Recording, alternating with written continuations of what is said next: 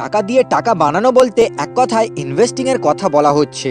তো আজকের এই ভিডিওতে ইনভেস্টিং এর সবচেয়ে সহজ উপায় বা টাকা দিয়ে টাকা বানানোর সবচেয়ে সহজ উপায় সম্পর্কে ডিটেলসে শিখব। তো চলুন শুরু করা যাক। তো ফ্রেন্ডস, অনেকদিন আগে গটরক্স ফ্যামিলি নামে আমেরিকাতে একটা ধনী পরিবার বাস করতেন। দুনিয়ার এমন কোনো দামি জিনিস ছিল না যা তারা অ্যাফোর্ড করতে পারতো না, কারণ এই গটরক্স ফ্যামিলি ইউএস স্টক মার্কেটের 100% স্টক অ্যাকোয়ার করে রেখেছিলেন। অর্থাৎ তখন আমেরিকার স্টক মার্কেটে যতগুলো কোম্পানি লিস্টেড ছিল এবং তার যতগুলো শেয়ার ছিল তা সবই এই গটরক্স ফ্যামিলি কিনে রেখেছিল। তাই প্রতি বছর এরা নিজেদের ইনভেস্টমেন্ট থেকে ভালো রিটার্ন ও ডিভিডেন্ড পেত, যার ফলে গটরক্স ফ্যামিলির ওয়েলথ দিনের পর দিন আরো বেড়েই যাচ্ছিল। তাই আমরা বলতে পারি যে এরা এমন একটা গেম খেলছিল যার রেজাল্ট এদের কন্ট্রোলে ছিল। কিন্তু এই গটরক্স ফ্যামিলির কিছু সদস্য অন্য সদস্যদের তুলনায় বেশি রিটার্ন পাওয়ার জন্য কয়েকটা ইনভেস্টমেন্ট অ্যাডভাইজারকে হায়ার করেন, যারা তারপর সেই সদস্যদেরকে বলেন যে তোমরা নিজেদের পরিবারের অন্য সদস্যদের কাছ থেকে কিছু শেয়ারস কিনুন আর কিছু শেয়ারস তাদেরকে বিক্রি করুন। আর তারপর তারা সেই ইনভেস্টমেন্ট অ্যাডভাইজারের অ্যাডভাইস অনুযায়ী বারবার বাই অ্যান্ড সেল করতে শুরু করে। কিন্তু কিছু বছর পর তারা লক্ষ্য করে যে ইনভেস্টমেন্ট অ্যাডভাইজার থাকার সত্ত্বেও তাদের ওয়েলথ বাড়ার জায়গায় আরো কমে যাচ্ছে, কারণ তাদেরকে ক্যাপিটাল গেইন ট্যাক্স ও অ্যাডভাইজারের কমিশন ফিজ এই দুটোই দিতে হচ্ছিল। তাই তারা বুঝতে পারে যে ইনভেস্টমেন্ট অ্যাডভাইজার হায়ার করাটা অনেক বড় একটা ভুল ছিল। তারপর ওই পরিবারের কিছু সদস্য বলেন যে আমাদের প্রফেশনাল অ্যাসিস্ট্যান্ট রাখা উচিত যারা আমাদের জন্য স্টক পিক করবে। তাই তারা অনেকগুলি স্টক পিকিং এক্সপার্টকে হায়ার করেন। তারপর এক বছর পর গটরক্স পরিবার যখন নিজেদের ওয়েলথ ক্যালকুলেট করে তখন তারা দেখতে পান যে তাদের ওয়েলথ আগের বছরের থেকেও অনেক কমে গিয়েছিল, এমনকি তারা আগের মতো রিটার্নও পাচ্ছিল না। তাই ওই পরিবারের কিছু লোক ভাবে যে আমরা দুবারই ব্যর্থ হয়েছি। অর্থাৎ প্রথমবার যখন আমরা ইনভেস্টমেন্ট অ্যাডভাইজারের অ্যাডভাইস অনুযায়ী ইনভেস্ট করেছিলাম তখন আমাদের লস হয়েছিল, আর দ্বিতীয়বার যখন স্টক পিকিং এক্সপার্টকে হায়ার করলাম তখনও আমাদের লস হলো। তাই আমাদের আরো ভালো প্রফেশনাল ফাইন্যান্সিয়াল প্ল্যানারদের হায়ার করা উচিত যারা আমাদেরকে একদম সঠিক অ্যাডভাইস দেবে আর আমাদেরকে এই প্রবলেম থেকে বের করবে। গটরক্স পরিবার আমেরিকার সবথেকে ভালো ইনভেস্টমেন্ট কনসালটেন্ট ও ফাইন্যান্সিয়াল প্ল্যানারদেরকে হায়ার করে, আর তার এক বছর পর আবার দেখে যে তাদের প্রফিট আগের থেকে অনেক কম হয়ে গিয়েছে, এমনকি 40% পর্যন্ত কমে গিয়েছে। অর্থাৎ আগে যদি তাদের 100 টাকার প্রফিট হতো তাহলে সেই জায়গায় এখন তাদের মাত্র 60 টাকার প্রফিট হয়, যেটা তাদের প্রফিটের খুব বড় একটা পতন ছিল।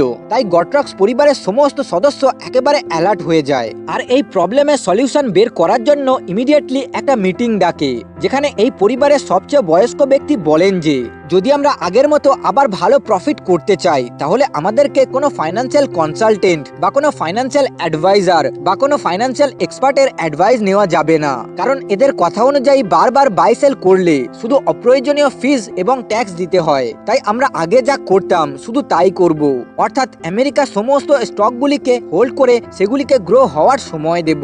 তারপর কয়েক মাসের মধ্যেই তারা তাদের সমস্ত লস রিকভার করে নিয়েছিল আর সাথে তারা আবার প্রফিট করতে শুরু করেছিল।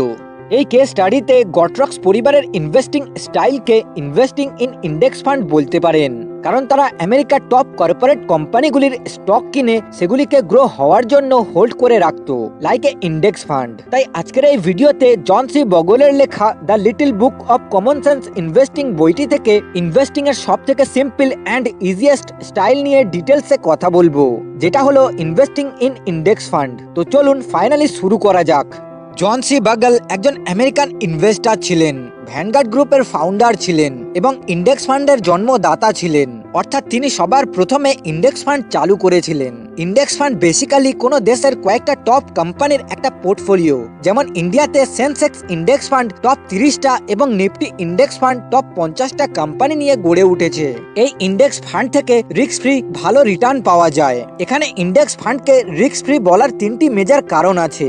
নাম্বার 1, ইন্ডেক্স ফান্ডে ইনভেস্ট করলে মার্কেট ক্যাপিটালাইজেশন অনুযায়ী দেশের ওয়েল এস্টাবলিশ কোম্পানিগুলিতে ইনভেস্ট করা হয়, তাই ভরসা অনেক বেশি থাকে।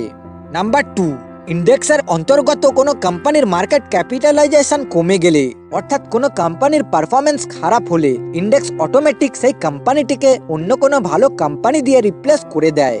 নাম্বার 3, ইন্ডেক্স ফান্ডে যথেষ্ট ডাইভার্সিফিকেশন পাওয়া যায়, কারণ এখানে যেসব টপ কোম্পানিগুলিতে ইনভেস্ট করা হয় সেই সব কোম্পানিগুলি আলাদা আলাদা সেক্টর থেকে বিলং করে। হঠাৎ যদি কোনো সেক্টর খারাপ পারফর্ম করে তাহলে সেটার ইম্প্যাক্ট আপনার পোর্টফোলিওতে ততটাও পড়ে না, কারণ অন্য সেক্টরগুলির দ্বারা আপনার রিটার্ন এভারেজ হয়ে যায়। তাই এই সব কারণগুলির জন্য যদি আপনি স্ট্রেস ফ্রি রিটার্ন পেতে চান বা যদি আপনার কাছে সময়ের অভাব থাকে তাহলে ইন্ডেক্স ফান্ড আপনার জন্য বেস্ট ইনভেস্টমেন্ট অপশন হতে পারে। এই বইটা থেকে আমার শেখা লেসনগুলি হলো, তো lesson number 1, individual businesses might not last long but index fund will always be there. অর্থাৎ কোনো ইন্ডিভিজুয়াল বিজনেস আজ থেকে 10 বছর পরে নাও থাকতে পারে, কিন্তু ইন্ডেক্স ফান্ড অবশ্যই থাকবে, কারণ বিজনেস ওয়ার্ল্ডে দিনের পর দিন কম্পিটিশন বৃদ্ধি পাচ্ছে আর র্যাপিড চেঞ্জেস আসছে। তাই যে কোনো ইন্ডিভিজুয়াল বিজনেসের ফিউচার বড় ইনসিকিউর। অর্থাৎ আজ যে বিজনেসটা ভালো চলছে আগামী 10 বছর পরে সেই বিজনেসটা আরো ভালো চলবে তার কোনো গ্যারান্টি নেই। তার পারফরমেন্স আগের থেকে অনেক খারাপ হয়ে যেতে পারে। যেমন জেট এয়ারওয়েজ 2018 সালের জানুয়ারি মাসে এই স্টকটার দাম ছিল 800 টাকার ওপরে, কিন্তু এখন 2023 সালের মে মাসে এই স্টকের দাম মাত্র 50 টাকায় এসে দাঁড়িয়েছে। এখান থেকে বোঝা গেল যে কোনো বিজনেসের ভবিষ্যৎ আনপ্রেডিক্টেবল, কিন্তু ইন্ডেক্স ফান্ড যেহেতু কোনো ইন্ডিভিজুয়াল বিজনেস নয় তাই এর ফিউচার প্রেডিক্টেবল। অর্থাৎ ইন্ডেক্স ফান্ড দিনের পর দিন গ্রো করবেই। তাই অথর বলেন যে একটা বিজনেসে অনেক টাকা ইনভেস্ট করার থেকে ইন্ডেক্স ফান্ডে সেই টাকাগুলোকে ইনভেস্ট করুন, যেখানে আপনি সেই টাকাগুলো দিয়ে অনেকগুলি টপ কোম্পানিতে একসঙ্গে ইনভেস্ট করতে পারবেন, যার ফলে এখানে আপনার রিটার্নও সিকিউর থাকবে। Lesson number 2, all investors in the stock market earn actual return by deducting different financial intermediation। অর্থাৎ ইনভেস্টমেন্ট থেকে পাওয়া অ্যাকচুয়াল রিটার্ন ক্যালকুলেট করার জন্য রিটার্ন থেকে কস্টগুলিকে বাদ দিতে হবে। এবার ধরুন আপনি 1000 টাকা ইনভেস্ট করেছেন আর ওখান থেকে আপনি 100 টাকা রিটার্ন পেয়েছেন। এই 100 টাকাকে গ্রস রিটার্ন বলা হয়। এবার এই গ্রস রিটার্ন থেকে যখন আমরা ডিফারেন্ট কস্টগুলিকে বাদ দিই তখন আমরা অ্যাকচুয়াল রিটার্ন পাই। যেমন ধরুন আপনি কমিশন চার্জ হিসাবে 10 টাকা দিয়েছেন, তাহলে আপনার অ্যাকচুয়াল রিটার্ন হবে 90 টাকা। প্রায় সময় আমরা ডিফারেন্ট কস্টগুলিকে ইগনোর করে দিই আর ওভারঅল রিটার্ন দেখেই খুশি হয়ে যাই। তো এখানেই বলে রাখি, এই বইটার একটা মেন কনসেপ্ট হলো mutual fund versus index fund, which is better. এটা একটা বড় টপিক, তাই এই ভিডিওতে এই টপিকটাকে কভার করলাম না। এই টপিকটাকে নিয়ে পরের ভিডিওতে আলোচনা করব। তো আবার এই ভিডিওতে ফিরে আসা যাক। So lesson number 3, financial গুরুস versus index fund performance. 1993 সালে নিউ ইয়র্ক টাইমসের দ্বারা একটা স্টাডি করা হয়, ফাইন্যান্সিয়াল অ্যাডভাইজারদের অ্যাডভাইস অনুযায়ী ইনভেস্ট করা উচিত নাকি S&P 500 ইন্ডেক্স ফান্ডে ইনভেস্ট করা উচিত, কোনটা করা উচিত। একটা সাধারণ রিটেল ইনভেস্টরদের জন্য কোনটা ভালো হবে। S&P 500 ইন্ডেক্স ফান্ড আমেরিকার টপ 500টা কোম্পানি নিয়ে গড়ে উঠেছে।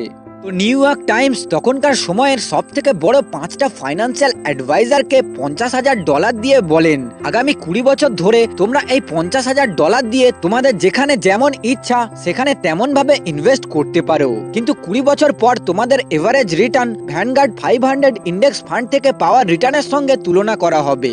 এবং সেই কথা অনুযায়ী 20 বছর পর দেখা গেল যে ফাইন্যান্সিয়াল অ্যাডভাইজারদের এভারেজ রিটার্ন ছিল $88,500, কিন্তু সেই জায়গায় ভ্যানগার্ড 500 ইন্ডেক্স ফান্ডের এভারেজ রিটার্ন ছিল $1,38,700, যা সেই ফাইন্যান্সিয়াল অ্যাডভাইজারদের থেকে প্রায় 40% বেশি ছিল। তো এখান থেকে বোঝা গেল যে লং টার্মে অর্থাৎ 20 থেকে 30 বছর ধরে কোনো ইন্ডিভিজুয়াল ইনভেস্টরের দ্বারা ইন্ডেক্স ফান্ডকে বিট করা প্রায় অসম্ভব।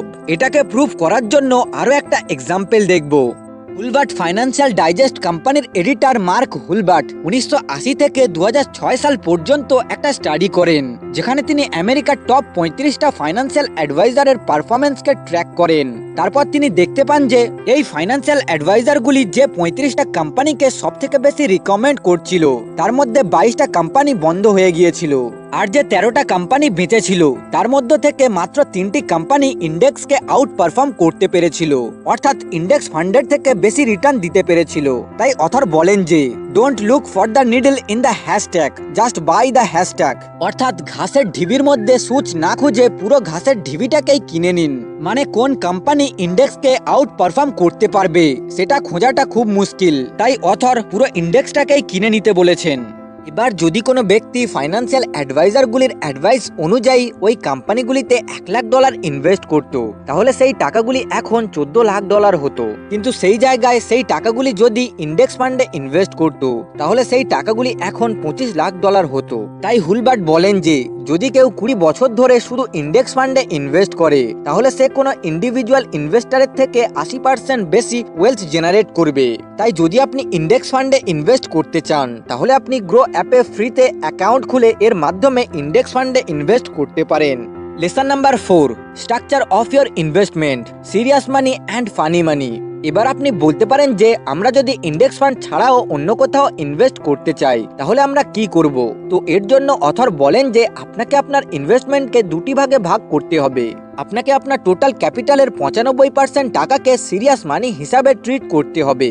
সিরিয়াস মানি অর্থাৎ যে টাকা দিয়ে আপনি একদম সেফ খেলতে চান ও কন্টিনিউয়াসলি গ্রো করতে চান, সেই টাকাকে অথর ইন্ডেক্স ফান্ডে ইনভেস্ট করতে বলেছেন। আর বাদবাকি 5% টাকাকে ফানি মানি বলেছেন। অর্থাৎ এই 5% টাকা দিয়ে আপনি গ্যাম্বলিং করতে পারেন, স্টকসে ইনভেস্ট করতে পারেন, ক্রিপ্টোকারেন্সির মতো ট্রেন্ডি অ্যাসেটসে ইনভেস্ট করতে পারেন, যেখানে খুশি সেখানে ইনভেস্ট করতে পারেন। এমনকি ওয়ারেন বাফেট আমাদের মতো সাধারণ রিটেল ইনভেস্টরদের উদ্দেশ্যে বলেন যে আপনি আপনার টোটাল ক্যাপিটালের 90% টাকা ইন্ডেক্স ফান্ডে ইনভেস্ট করুন। তো এটা ছিল the little book of common sense investing বইটির পার্ট 1 সামারি। এখানে আমি টাকা দিয়ে টাকা বানানোর সহজ উপায় অর্থাৎ ইন্ডেক্স ফান্ড ইনভেস্টিং নিয়ে ডিটেলসে আলোচনা করেছি। এর পার্ট 2 ভিডিওতে mutual fund versus index fund নিয়ে ডিটেলসে কথা বলবো, যে এদের মধ্যে ডিফারেন্স কি আছে, এদের মধ্যে কোনটা আমাদের জন্য ভালো হবে, সেই সবকিছুই নেক্সট ভিডিওতে জানবো।